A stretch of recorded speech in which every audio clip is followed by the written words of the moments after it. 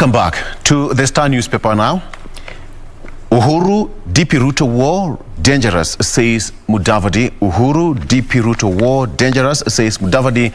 ANC boss wants President Kenyatta's discord with his deputy could trigger a split among the security sector. That is a story which is completely and fleshed out there for you in details. You can take a look at that.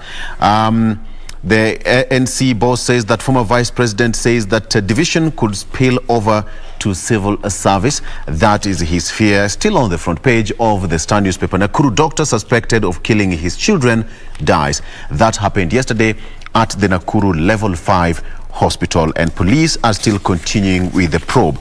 All right, questions over KWS missing chief inspector. Almost a month, the family of Francis Isaac Oyaro, a chief inspector at the Kenya Wildlife Service, has been anxious about his whereabouts. He went missing on August 28th as he was traveling to Nairobi from Marsabit, which is his working station. MPs want KEMSA COVID billionaires to repay funds. That is also a story that has been captured in all the local days that we have here for you. Senior KEMSA officials and board members could be subject of investigations by the EACC into the 7.8 billion shillings PPE scandal. The National Assembly Public Investments Committee has recommended former chairman Kembi Gitura, Joel Onsare and ex-board members be probed. On the front page of the Star newspaper. And just details on that demise of the doctor and his two children. Gakara's brother, Barton Joroge, who is also the family spokesman, said that the medic died Wednesday at 9 a.m. at the Nakuru Level 5 hospital. It is also reported that his widow, Winnie Odhiambo, is admitted to Nakuru Level 5 hospital after she collapsed upon learning of her husband's death. That is the story there. The police are still continuing the probe, as I said earlier. There's a story here of a Runda landlady suing KPLC over ex-tenant's 1.1 million shillings bill. She says that legal meter kept reading zero and Kenya Power failed to do its job. All right. A landlady has sued KPLC for demanding that she pays 1.1 million shillings bill left behind by a former tenant who installed an illegal meter. Okay. So that is a story that is going there, and she says that she continued to read her meter through her son because she works in Tanzania, but all the time her meters would read 0 shillings, and at some point she was taken to task to pay 1.1 million shillings when a new tenant moved in. All right. So that story, Uhuru and DP Ruto split could divide security forces, according to Musale Mudavadi. Said that I have been the most dangerous thing. I beg your pardon. ANC leader Musale Mudavadi has warned that President Uhuru Kenyatta's discord with his deputy William Ruto could trigger a split among the security sector in the country. The head of state and his principal assistant have bitterly fallen out, causing war in government as Uhuru is determined to block Ruto's accession to power in 2022. And now ANC party leader says that that should be resolved so as not to make a split in the security sector. And finally, KEMSA COVID billionaires to refund cash as Nasir team demands further probe. Public Investment Committee in Parliament recommends prosecution of agency board and managers linked to loss of funds. Only 2 companies were found to have followed the law in the procurement of the COVID-19 response items. The rest used commitment letters. The committee has also recommended that the goods held at KEMSA warehouse be sold to recover taxpayers' money. It suggests that a multi-agency team look into the whole procurement process with a view to analyzing the amount payable to KEMSA suppliers. So that is according to Nasir, who is the committee chair in Parliament. Doreen. All right, so let's start with that issue of starvation, which right now, as it stands, 2.1 million people are facing starvation. That is what the latest report shows, and that's according to the Food and Agriculture Organization, which mentioned that yesterday. We also had this similar story, I think, over the past 2 weeks, where also the devolution CS had alluded to this fact of starvation, to the fact that perhaps if we miss the October and November rains, then clearly again a good number of Kenyans will also have to face this food shortage. And again, we also saw the state allocating some monies to the affected areas, and those affected areas were also mentioned.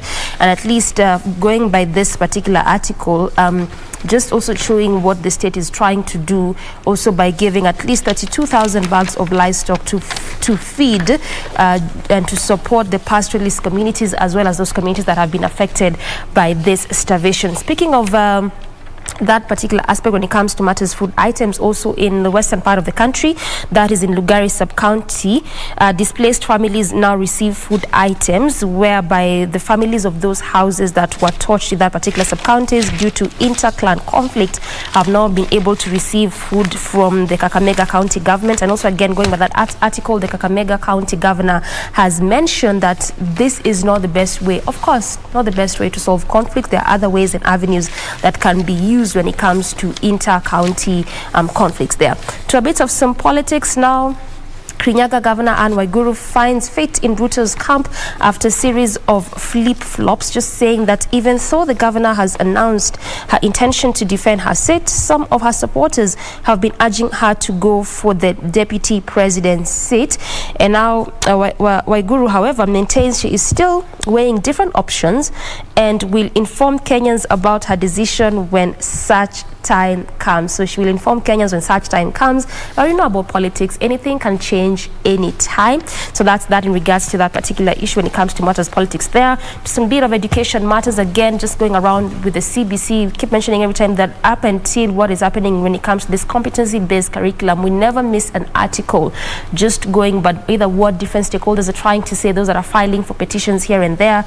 And now the High Court has allowed more than 10,000 private schools to be enjoined in a case where a parent is seeking to stop the implementation of the CBC. Now, going by what also the Kenya Parents Association said, this I think was on Monday or Tuesday, that they had also been included when it came to the implementation of the CBC, and trying to also pick from what the ministry said, that perhaps if we were to revert back to the 844 system, what happens to those children that are already in the system, particularly for those from grade 1 to 5. So again, also when you get to the details, I'll be telling you more about that, and perhaps what this article continues to highlight, and what these private schools are also seeking, even as they're trying to say that CBC in terms of implementation needs to be stopped there.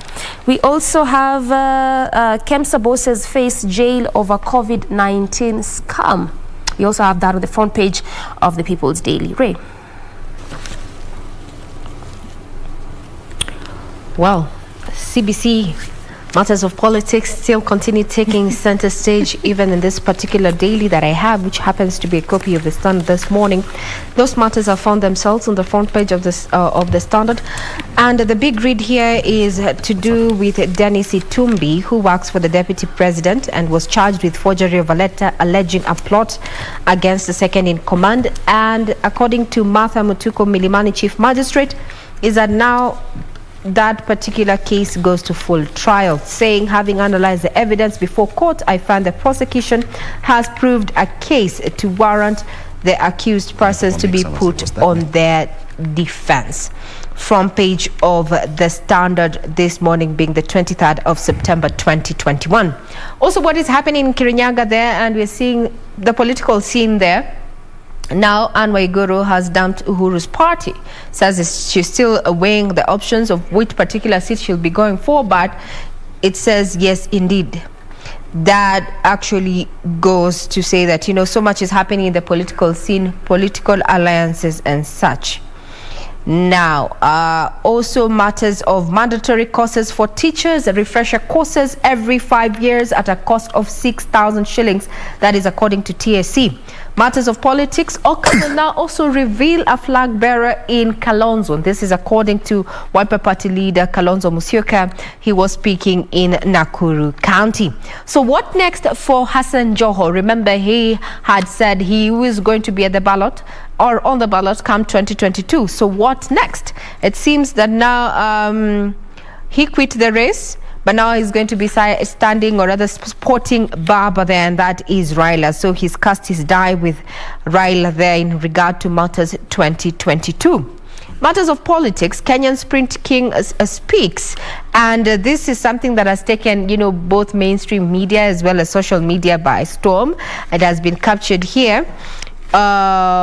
Omanyala says he runs clean, tells fans not to doubt his times. So pictured there is Ferdinand and his girlfriend Laventa Mutavi, who gets a new feel of a new car gifted to the sprinter by betting firm Odibets for breaking the African 100 meters record last weekend at the Kipkeino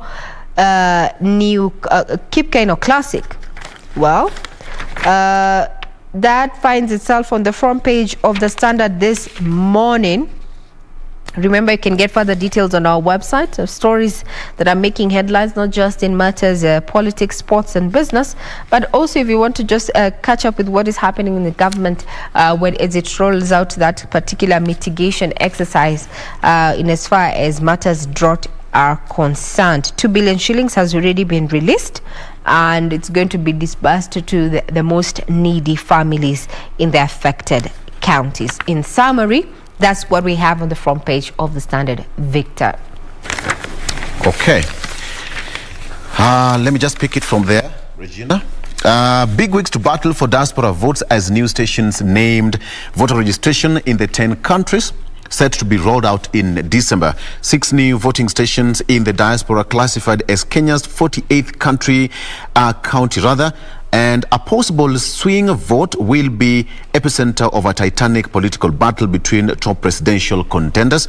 The Independent Electoral and Boundaries Commission yesterday announced that Kenyans in 10 foreign countries across the globe will vote in the August 9th, 2022 general election. IEBC Chair Wafula Chebukati said that Kenyans with a valid passport in the United States, Canada, United Kingdom, South Sudan, Qatar will join the list of their counterparts in Uganda, Tanzania, Burundi, Rwanda and South Africa who voted in the 2017 general election. So this is some good news there for the Kenyans in the diaspora. All right. Very quickly, senators censure Munyes Kiter for snubbing sermons. The legislators expressed outrage at the conduct of the CSS, accusing them of treating Parliament with contempt and abdicating their responsibility. In a heated session in the chamber, the legislators said that the duo failed to honor a summon by the Senate Energy Committee to discuss the recent increase of the pump prices, and they said that the skyrocketing of electricity bills in the country. So they want the two charged, according to parliamentary standings. All right. So bail hearing for the six cops in the Embu brothers' murder adjourned to today. The bail hearing for the 6 Kianjakoma police officers charged with the murder of 2 brothers was adjourned to today by the High Court. This is after the victims' lawyers raised concerns that they had not been served with application for bail by the defense. Something here that will keep you talking, ladies, and even Kenyans. But before we get to that, TSC now launches training for in-service teachers. The program had faced 4 years of opposition from former NAT bosses. The Teacher Service Commission has rolled out a professional development course after 4 years of opposition from the Kenya National Union of Teachers. In 2019, a labor court halted the implementation of professional development training programs that will determine the promotion of the teachers. Okay, to that I wanted to tell you. Kenya's interest on total external debt stands at 2 trillion shillings, according to the Central Bank of Kenya. The principal foreign loan is at 4.015 trillion shillings, accounting to 52% rather of total public debt. So, in simple terms, Kenya needs 6 trillion shillings if it was to clear its external debt today, according to the country's debt status report by the Central Bank of Kenya. Kenya's average external debt maturity rose to 23.3 years, the second highest level in 10 years at an average rate of 2.1%. Now, this means that with a total external debt of 4.015 trillion shillings as at end of the last financial year, Kenya is expected to pay a total interest of at least 84.3 billion shillings in annual interest, translating to 1.96 trillion in 23.3 years. Hey, tuko tu sawa. Let me tie that to this story here. Yes. That states it is expensive to be poor in Kenya. Okay? Yeah. Na hapa ndio sasa Regina ataingia tucrunchie manabas vizuri vizuri. But Regina is not poor. No, not in terms of poor, in terms of Nikuna choma. As a business anchor and reporter. We know her. The reason why I'm saying we know her. Now, let's get to the story. So this particular piece here looks at a report that was put together according to the Consumer Price Index, and this is was put together by the Kenya National Bureau of Statistics, that dispels the belief that inflation cuts across households equally. Inflation is not affecting everybody equally, basically. So here they are comparing how the poorer population are feeling as opposed to the wealthier population when it comes to inflation and the rise of prices when it comes to basic commodities.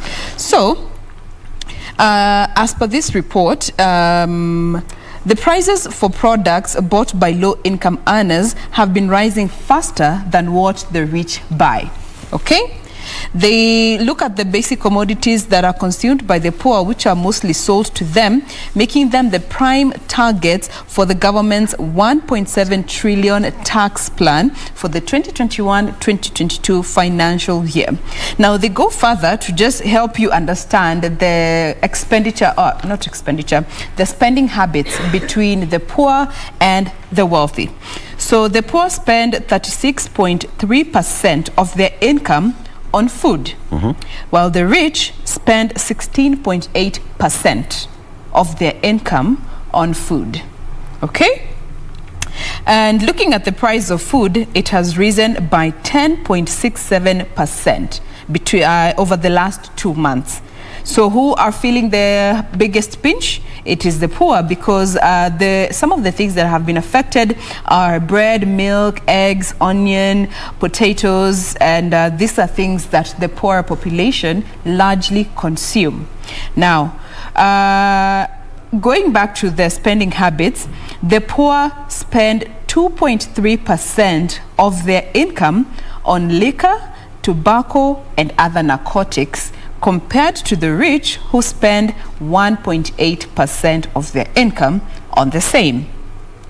Moving on to rent, water, electricity, cooking gas, and fuel, which has risen by 5.7%, poor households spend 16.9% of their income to this particular category of items, as compared to the rich, who only spend 13% on rent, water, electricity, cooking gas, and fuel.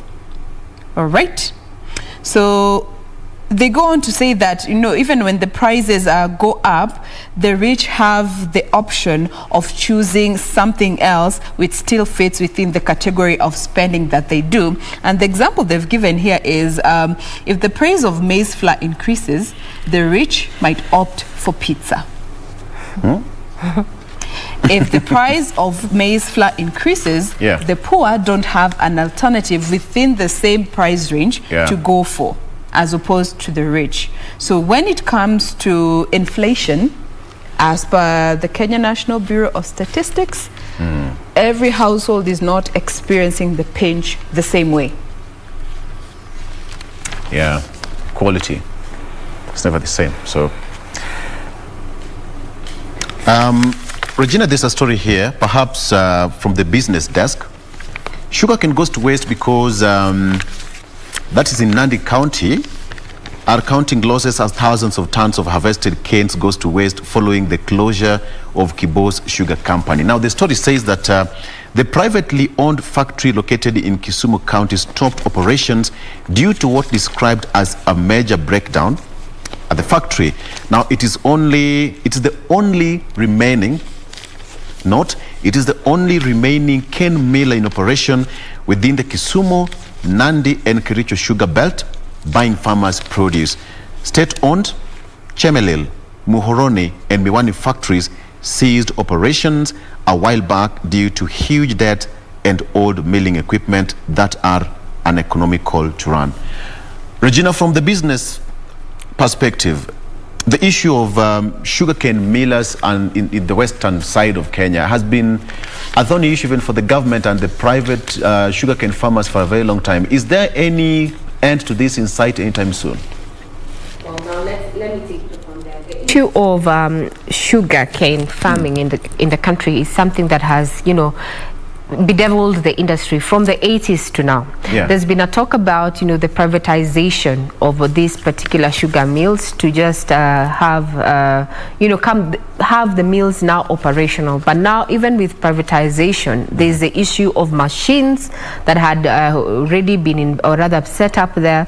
Some have not been working for years. So it's quite a capital intensive for majority of sugar mills there. And you remember there's also been the talk of graft and corruption there, and also sugarcane farmers not getting their earnings as they should from these sugar mills. Promptly. So there's been a lot of there's been a lot that has been happening in this subsector. At a time, I remember some years back, there was a proposal to have something introduced called zoning. Which meant that if you have a sugarcane plantation in area X, you can only sell it within the scope of area X, and you cannot sell your cane in area Y, so to speak. And there was a lot of debate in regards saying that this should be a free seller buyer situation when it comes to the sale of cane, because there were some sugar mills that were giving less money for the kgs, or rather cane received. But then the issue of privatization vis-a-vis a majority of them being government owned, and then there's a question of importation of cheap sugar. Exactly. That you throw that into the spanner when it comes to the issue of the sugar subsector. I think there was also even recommendations made by the sugar task force, and the ones who came up with the issue of zoning and such. But provided the sector itself remains fluid, so to speak, and the farmers, a majority, I hear even now farmers are opting now to do away with their sugar cane, and clear their farms and cultivate something else, because sugar is no longer profitable to them. So this is an industry, I think Munya there needs to do something as a CS in as far as agriculture is concerned. And remember, the president also took in the report by the Sugar Task Force, but we are yet to get to the implementation phase of the recommendations made by the task force. Then, Jane, there you picked up on, consumer spending habits as presented there by the KNBS there in regard to, how the poor and the rich, and why the rich might not be feeling the effects or the inflationary pressures. What I can say from a business point of view, or rather, money gives you, or rather affords you, an option. If you do not have money, you do not have an option. And also the way people are enculturated, and that's why let's look at the issue of unga, maize flour. Whenever we are having the budget presentation over the years, Kenyans are really eagerly waiting to hear the price of maize, not because, we all love maize per se, but we have been enculturated to know that maize is a staple food of the country. And the Agriculture Ministry has been running a series of campaigns to have, people diversify from maize flour, and maybe you do sorghum or fortified, or have this maize flour fortified with something else, so that we ease over reliance on maize. But yeah, that yet is yet to catch on. So you'll find the rich here saying that even looking at their percentages, they spend the rich spend 16.8% on food, yet the poor households spend 36.3%. If you look at it, that is more or less double. But why is this happening? It's because the rich have an option. They have an option, a variety to pick on, because they are liquid enough to pick on that, so they do not necessarily spend so much. Besides, this percentage, the 36.3%, is the basic commodities that government continues to tax because heavily, they are fast-moving goods. You know, you cannot tax something that is not fast-moving. Yeah. You will not get the requisite monies that you want or revenues. So what is being taxed is what a majority of Kenyans are consuming. Then there falls in the liquor, or what the liquor, the cigarettes and such fall under sin tax. Yes. Government has always been targeting sin tax, or rather putting in place sin tax, so that because this is your alcohol. Even during COVID, when Kenyans were told, oh, we can't go to the entertainment bars, joints, people still went shopping for alcohol, and in great numbers, so to speak. So sin tax has always been a pool that government will always look into.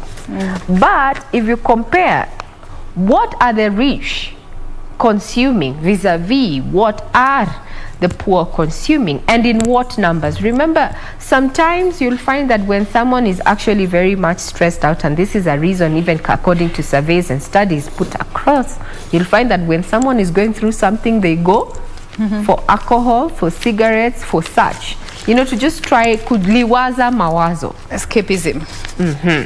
So our purchase, or rather our buying habits, also are influenced by where we find ourselves, stations we find ourselves in life.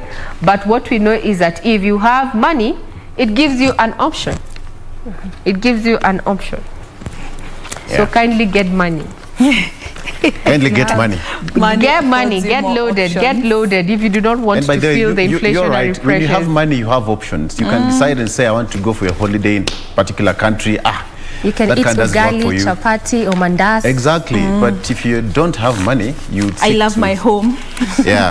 The same way Manchester United had no option because they didn't have money last night. I see what you're doing there. Piganeni tumalize.